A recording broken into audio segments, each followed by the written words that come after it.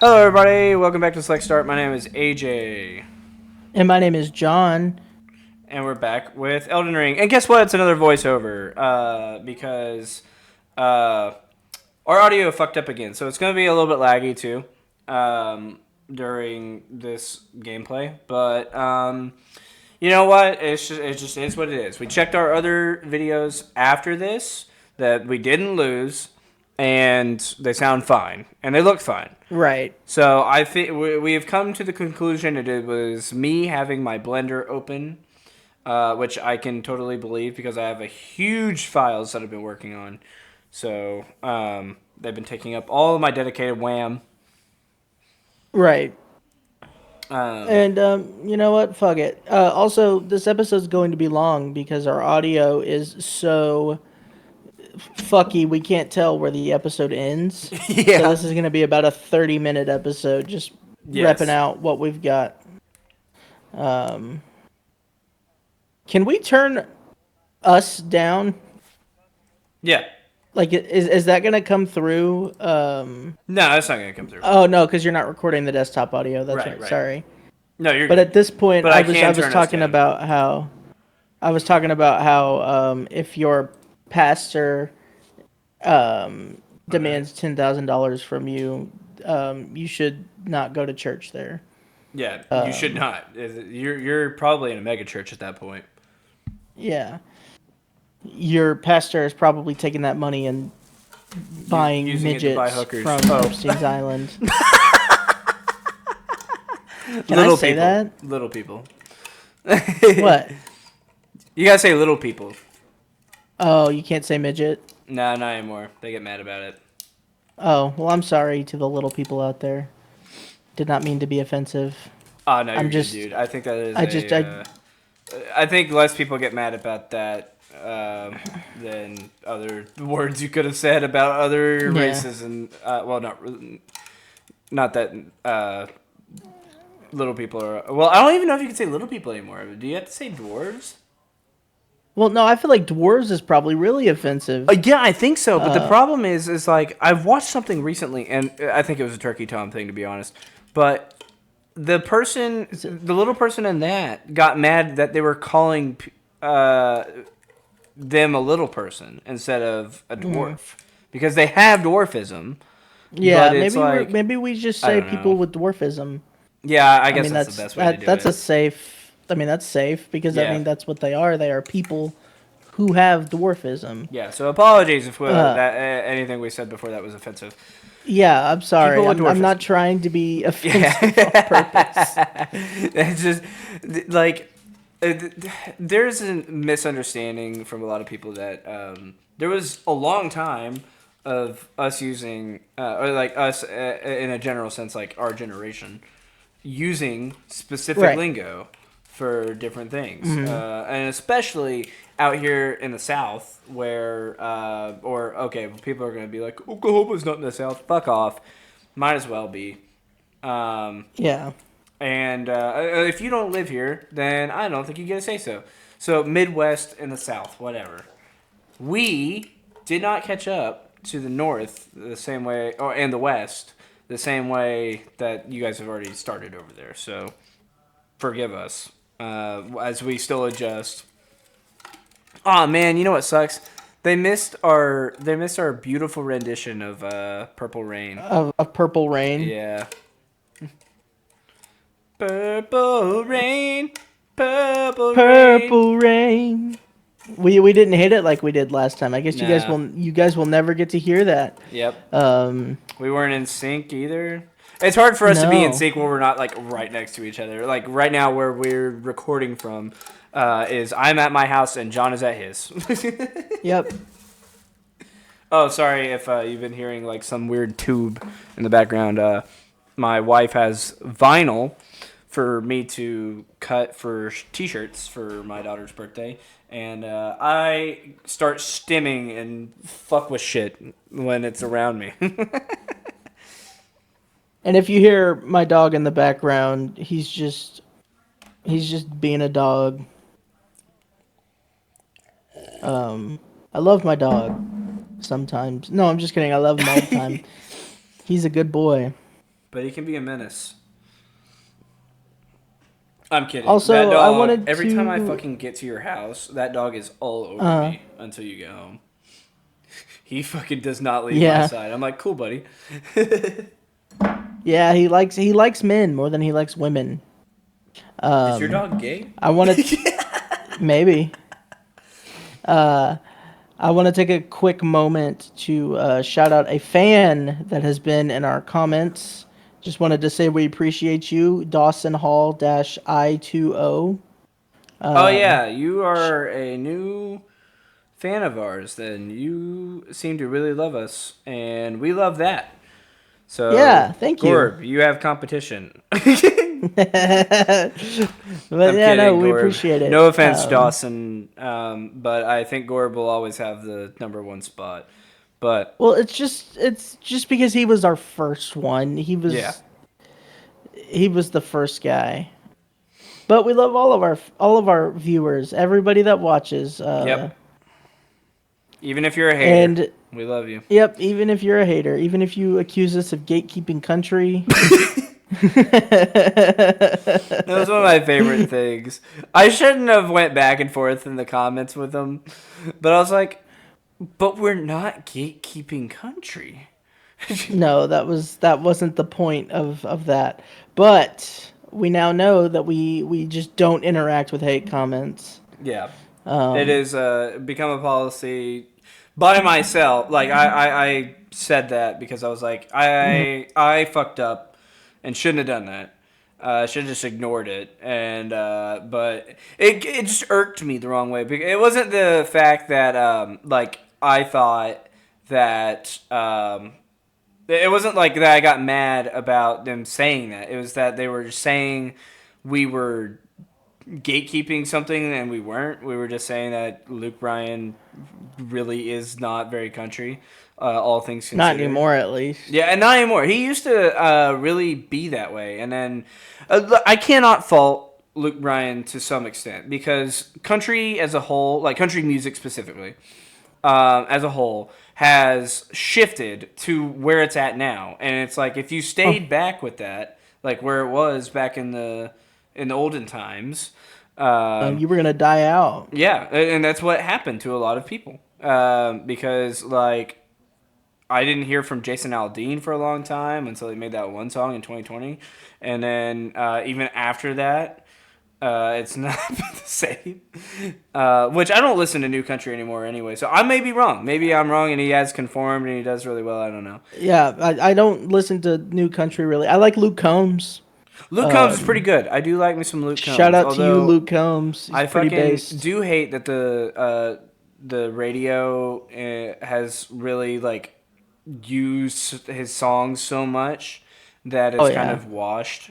Like he's not washed. It's just washed. It is like drowned. It's been drowned, and I'm like, I fucking please. Can we save a good country artist for my ears?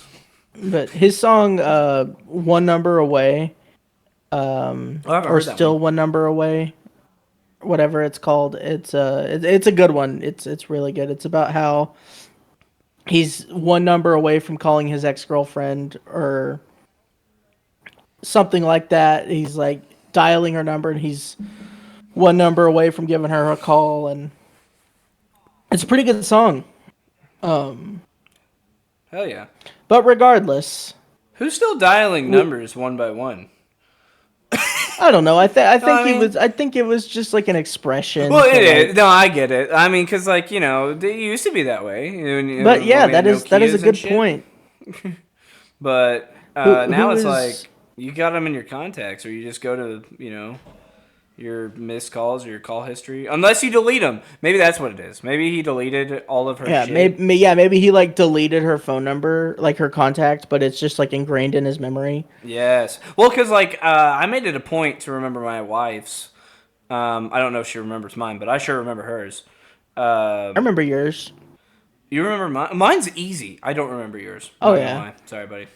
That's crazy. Mine is probably the Let me go look at this. easiest phone number ever. Let me go look at it. But See, no, that's not easy for me because it's not similar to mine. So Caitlin's is really similar to mine, so I can get behind it. This one, well, I guess the first three outside the area code. I mean, sorry. My dad, growing up, my dad's phone number was one number away from mine. So like as soon as he lost his old number, I got that number. So it was like really easy for him to remember because his ended in a 4 and mine ended in a 3. I see. Dude, that's how I remembered like all of my dad's side of the family was I remember dad's. I still remember his. I remembered that, and then my both my my grandpa and grandma on his side were one number away from each other. So it was all the same fucking number except for like one ended in 20, one ended in 21, and I think the other ended in 19 or maybe ended in 22. But it was like all consecutive. Like, dude, speaking of remembering phone numbers, how did you come to remember your parents' phone numbers when you were a kid? Like, did your kindergarten force you to do that? Yeah, they made us. They made us learn it in school. We had to learn our parents' phone numbers and our address. Yes. Okay. And that was a stipulation.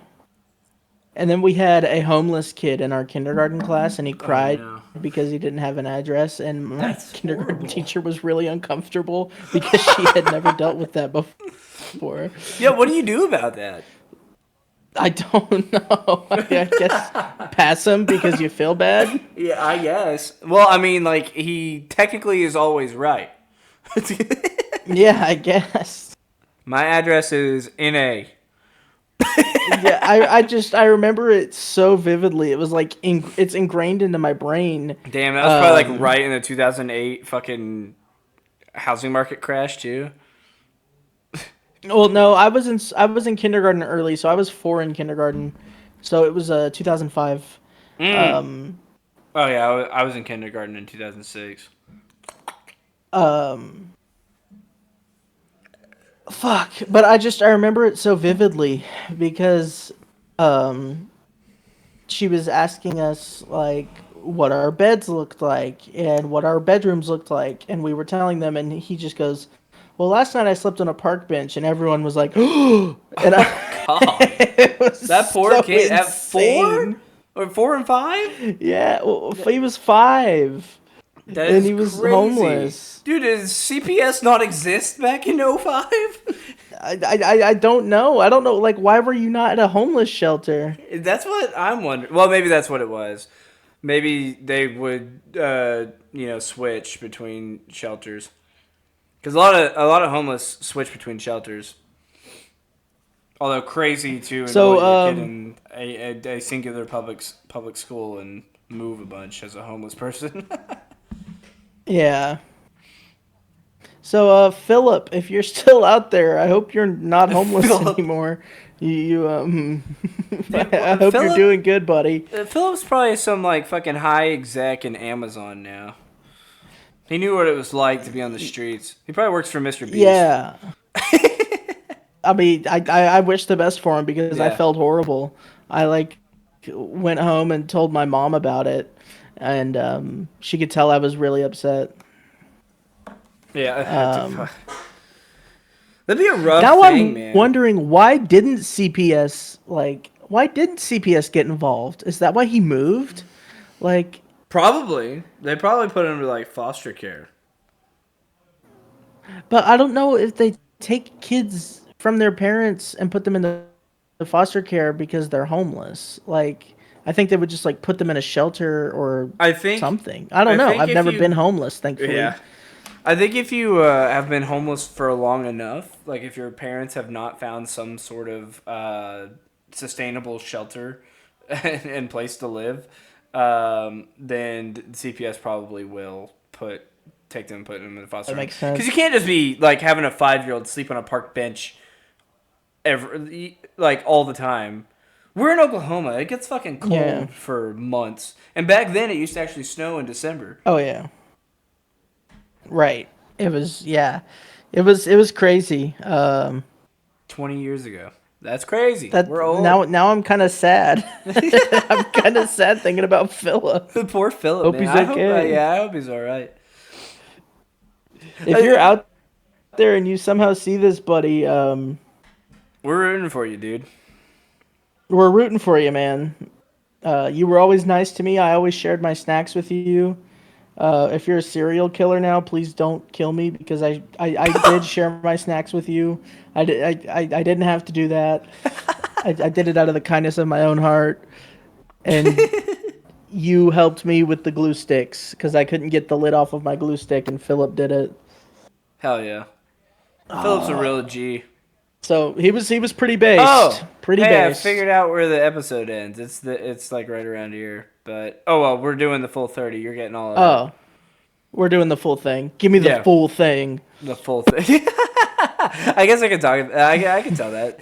So, John and I we love D&D. I've been working on a big D&D project of my own for like a business that hopefully I'm getting closer and closer to being able to like actually announce on here, but we'll get there. But John and I have been playing like campaigns together now for the past couple of years, and but before John joined the campaign that I'm running, excuse me, hang on. Before John joined the campaign that I'm running, my brother Casey, that's been on the show, he was playing as a monk, I think, at the time, and they were playing they were fighting against a zombie beholder, and I used the wrong beholder. I used a regular beholder because I'm a little goose. I'm gonna turn. Sorry, John. I'm gonna turn the audio for the actual video. No, you're fine, buddy. I don't know where we're at. I just that was insane. So they were doing that. I by the way, like when we first started this campaign, I was a brand new DM outside. Like I did one campaign, and that was with John, Jake, and Casey, and after that, the next thing I did was run a giant one with those two and our cousin, and which now it's grown from a party of and my other brother. I kind of forget sometimes because he just does not do much, but now it's 7 of them or 6. There's 7 of us. 6, right? Yeah, it was 7 for a bit, but my cousin had a job conflict with schedules constraints, so whatever. Anyway, before all that, they were fighting that zombie beholder, and I accidentally used a beholder because I was brand new DM.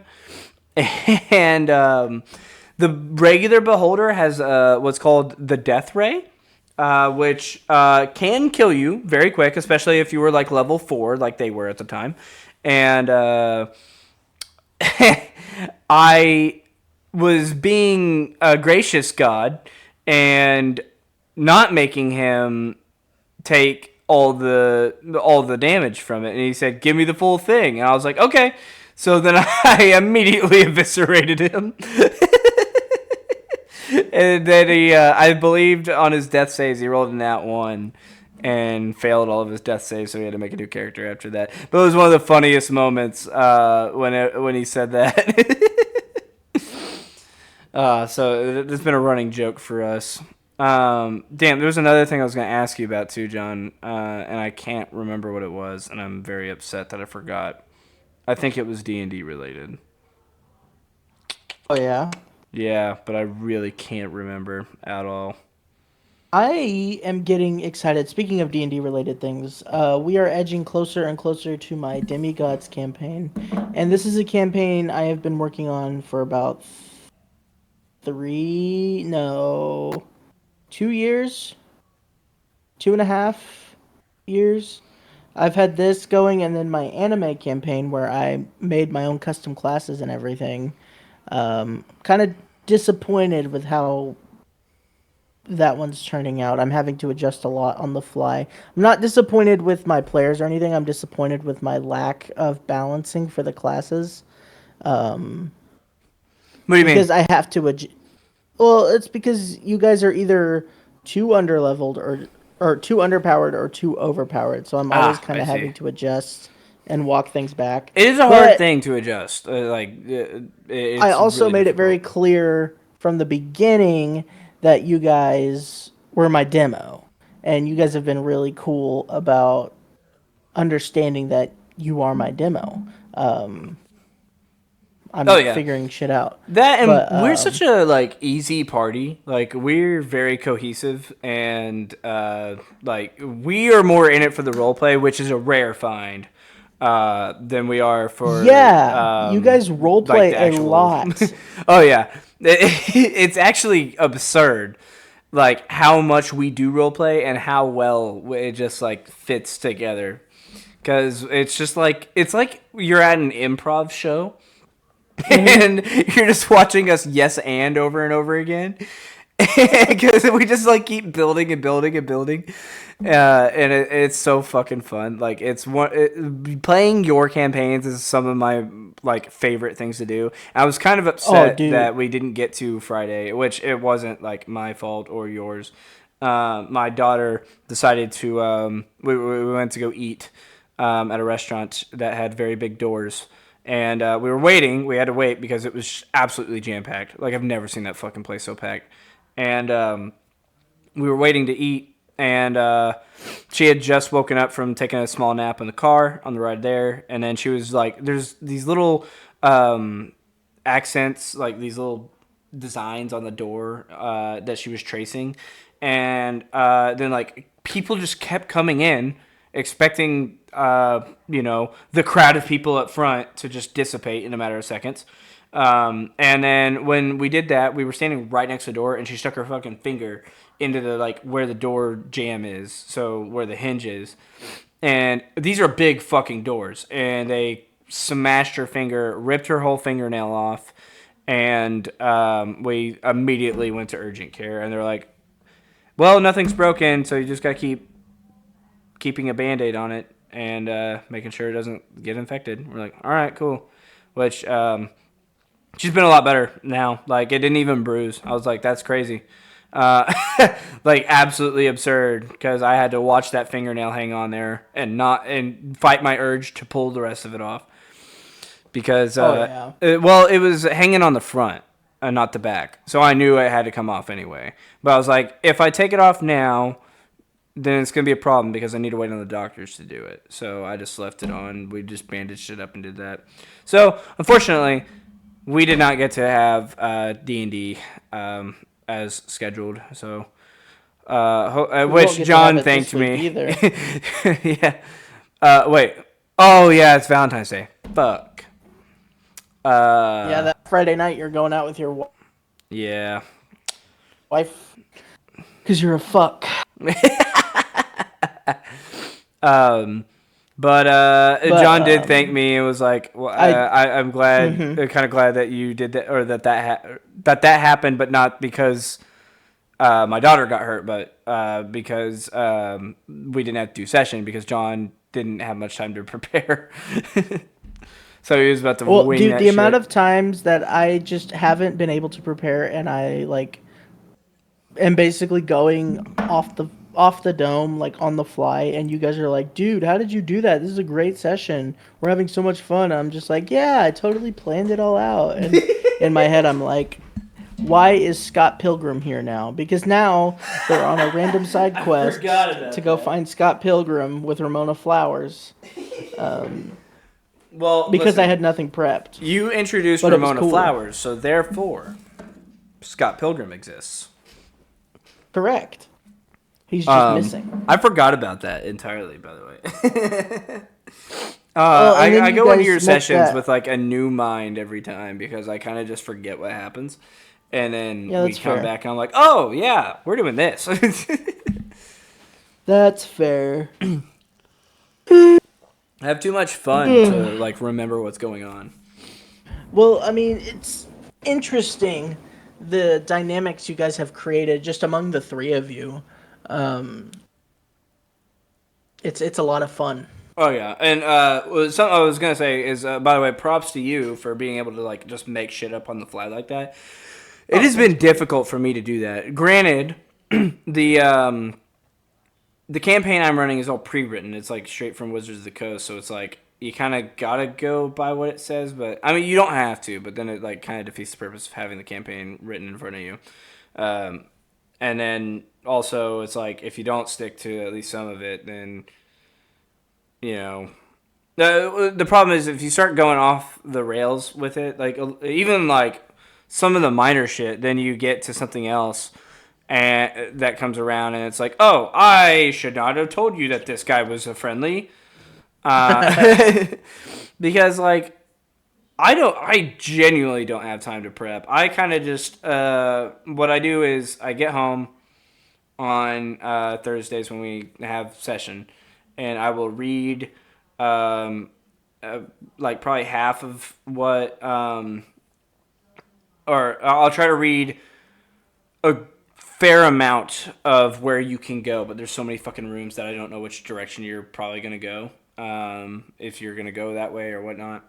So I try to read what I can that's important and then hope that I remember enough of it so that I can be like, oh yeah, and this. Like one of my favorite things was when Midnight's character was portrayed by those drow, because I was like, oh, you fell in love with this drow, and now he's going to stab you in the back, both literally and metaphorically. The way she wrote how her character comes back after that, like how they change.